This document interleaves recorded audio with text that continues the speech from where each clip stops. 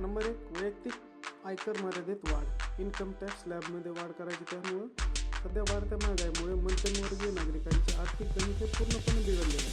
त्यामुळे अर्थसंकल्प 2026 जो येणार आहे त्यामध्ये आयकर सवलतीत मूळ मर्यादा वाढवून ती किमान 5 ते 7 लाखापर्यंत न्यायला पाहिजे अशी एक मागणी आहे प्रमुख लोकांची. त्यामुळे काय होऊ शकतं, लोकांच्या हातात खर्च करण्यासाठी अधिक पैसा शिल्लक राहील आणि बाजारपेठेतील मागणी ही वाढून पर्यायाने देशाच्या अर्थव्यवस्थेला चालना मिळू शकते. 2 नंबर आहे स्टँडर्ड डिडक्शनची मर्यादा वाढवणे. पगारदार व कर्मचाऱ्यांसाठी सध्या 50,000 रुपये स्टँडर्ड डिडक्शन मिळते, जे गेल्या अनेक वर्षांपासून स्थिर आहे. वाढत्या राहणीमानाचा खर्च, प्रवासाचा खर्च, महागाई भत्ता हे सर्व गोष्टी पाहिलं तर 1 लाख रुपयापर्यंत ते करायला पाहिजे अशी ही एक मागणी आहे. त्यामुळे काय होणार आहे, नोकरदारांना करातून ते दिला असेल आणि तो पर्यायी मार्ग ठेवू शकतो, ज्यामुळे करदात्यांना काही प्रमाणात आर्थिक मोठी भेटेल. नंबर 3, कलम 80C अंतर्गत सवलत वाढवणे. तर त्याची पहिली सवलत होती आपली 1.5 लाखाची, तर ती करायला पाहिजे 3 लाख अशी एक नवीन मागणी आहे. तर त्यामध्ये काय 1.5 लाखाची जी वार्षिक गुंतवणुकीची मर्यादा होती ती अनेक वर्षापासून बदललेली नाही. आणि मग PPF, LIC, गृह कर्जाची मुद्दल आणि शैक्षणिक जे शुल्क असते हे जे याची वाढ पाहता 3 लाखापर्यंत करणं काळाची गरज आहे अशी ही नवीन मागणी आहे. तर त्यामुळे काय होईल, भविष्यात सामान्य नागरिकांसाठी अधिक गुंतवणूक करण्यास प्रोत्साहन मिळेल आणि देशांतर्गत दीर्घकालीन भांडवल निर्मितीसाठी मोठ्या प्रमाणात याची मदत होईल.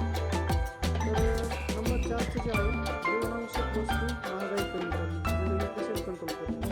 खाद्यतेल, डाळी, भाज्या आणि इंधनाच्या वाढत्या किमतीमुळे सामान्य जनतेच्या मासिक बजेट हे कोलमडत आहे. तर सरकारने या वस्तूवरील जे GST किंवा इतर काही कमी करून त्याचाच पुरवठा सुरळीत करायला पाहिजे. त्यामुळे महागाईवर नियंत्रण भेटेल.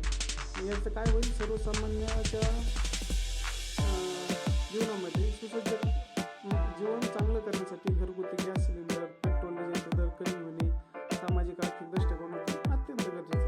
त्यातलं जे 5 नंबरचं आहे तर गृहकर्ज व्याजावरील कर वजावट करणे, म्हणजे होम लोन इंटरेस्ट डिडक्शन करायचे. तर त्याचं कसं, स्वतःच्या घराच्या स्वप्न पाहणाऱ्या मध्यमवर्गीयासाठी गृहकर्जाच्या व्याजावर मिळणारी 2 लाखाची वजावट मर्यादा आजच्या घराच्या किमतीनुसार अपुरी आहे. मोठ्या शहरामध्ये घरांचे दर पाहता मर्यादा ही कमीत कमी 2 लाखाहून 5 लाख करावी अशी मागणी आहे. यामुळे काय होईल, रिअल इस्टेट क्षेत्रात मोठी गती मिळेल आणि गृहकर्जाचा व्याज कमी होईल.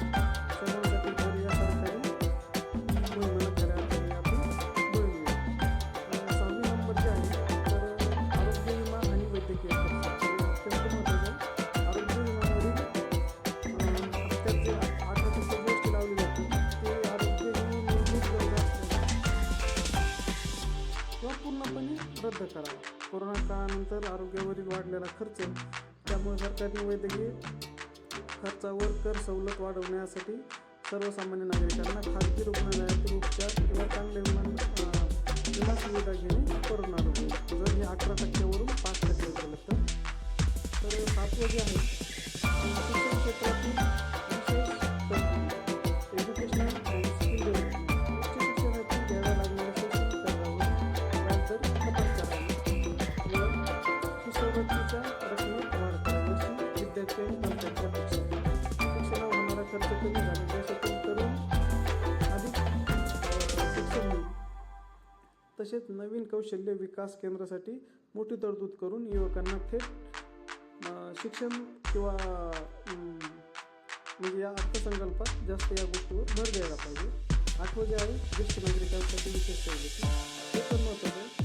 रेल्वे प्रवासातील ज्येष्ठ नागरिकांना पूर्वी मिळणारी सवलत पुन्हा सुरू करणे ही एक या ज्येष्ठ नागरिकांची मोठी मागणी आहे. तसेच बँकमधील मुदत ठेवीवर FD मिळणारे व्याजावरील करमुक्त मर्यादा वाढवून ती किमान 1 लाख रुपये करावी.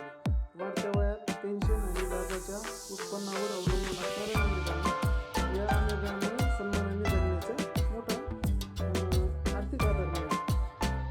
हे 8वी मागणी आहे. आता 9वी जी मागणी आहे रोजगार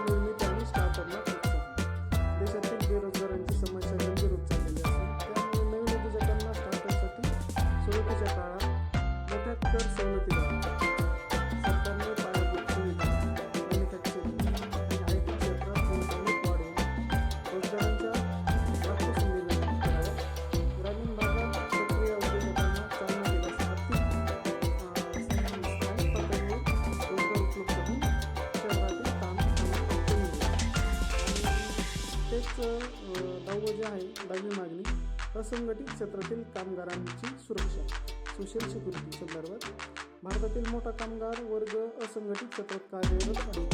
रिक्षा चालक, शेत मजूर, डिलिव्हरी बॉय यांच्यासाठी ठोस पेन्शन, अपघात विमा किंवा आरोग्य विमा योजना जाहीर कराव्या.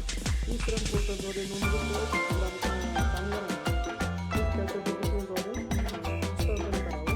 संकट काळात आर्थिक मदत आणि स्वस्त धान्य देण्याची कायमस्वरूपी व्यवस्था या श्रम विभागाची व्हावी अशी ही अपेक्षा आहे.